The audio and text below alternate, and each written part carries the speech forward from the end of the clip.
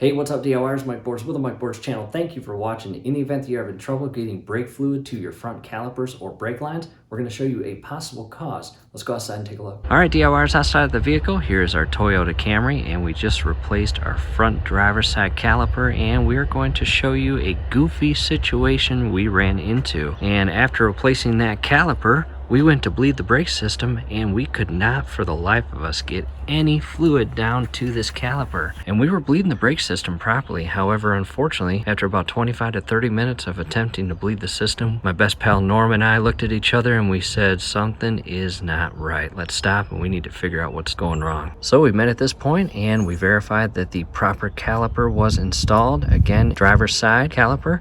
And in the event that you are sitting inside the vehicle looking out, that is your left-hand side. And this caliper, as you can see here, has an L etched in on top and down below here. And when installed properly, your bleeder valve will be on the upper portion of the caliper. And in the event that you come out to your caliper and your bleeder valve is way down here, guess what? Two things. Number one, your caliper is installed on the wrong wheel hub and you need to swap them out. And unfortunately, it may be as goofy as when you bought the driver's side caliper at the store. The box said left/driver's side. However, inside was a right caliper for your passenger side. And in most cases nowadays, the passenger side caliper will not fit on the driver's side hub and vice versa. However, some vehicles are interchangeable, unfortunately, and you can goof yourself up if you do that. And number two, in the event that the caliper is installed on the wrong hub, your bleeder valve will again be at the low point and air rises. The air will be at the top portion of the caliper and you will never ever be able to get that air down to the bleeder valve and out of the system to get your brakes to work. And that's just not good and a waste of your time. So with all that said, we are going to show you what we had to do to get brake fluid to flow down and into that caliper so we could bleed the system and get the brake system back up working properly and as designed.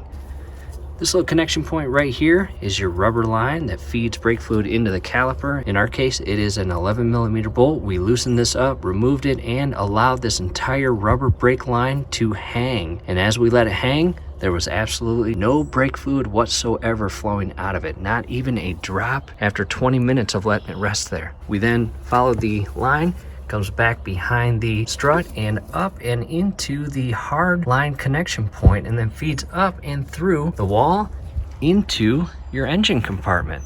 And in our case, ours feeds basically directly into the side portion of the master cylinder. There is the brake fluid reservoir, and you always want to make sure it is within the proper fill parameters. You will see a low point and a max line. Again, just make sure your fluid level is within the fill parameters. What we did next was we sized up that rear bolt right back here that feeds into the master cylinder, and we broke it loose and unscrewed it about 2 to 3 times, which was just enough for the cylinder itself to realize that something had been loosened. However, it was not enough to allow any brake fluid out of that connection point, even when pressing on the brakes. And that is extremely important. In the event that you do this, it is very important that you do not unscrew that to a point where brake fluid comes out, because if you do that, you are going to have to re-bleed your entire master cylinder. And if you know anything about that, it is mainly done with the master cylinder removed from the vehicle and sitting on a bench with several lines going in and out of that master cylinder and upper reservoir opening here to properly bleed that cylinder before you install it. So again, just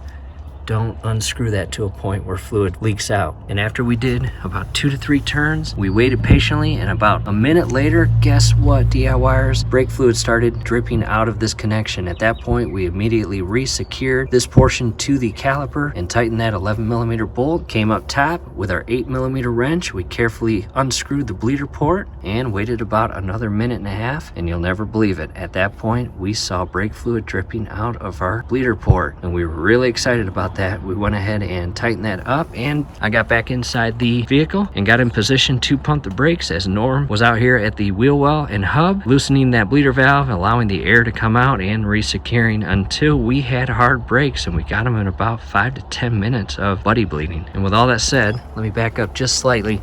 Once brake fluid came out of this lower connection point that the line connects to, we re-secured this. We hopped right up to that line, re-secured that tightly but not over tightening it, and then came back down below and opened up our bleeder. So pretty goofy, but it worked, DIYers. We just wanted to share that with you. Hopefully this helps. If it does not, we have several video links down below in the comment section as well as the description section. Definitely check those out. However, scrolling above is a video link to the most common causes of a vehicle not being able to have its brakes bled. Definitely check that out. From here, do us a favor, below the video you will see that thumbs up icon. Click on that, like the video, subscribe to the channel. Definitely ring your YouTube bell. That would be very helpful to us. We'd really appreciate it. Thanks again for watching, and we hope to see you at the next video.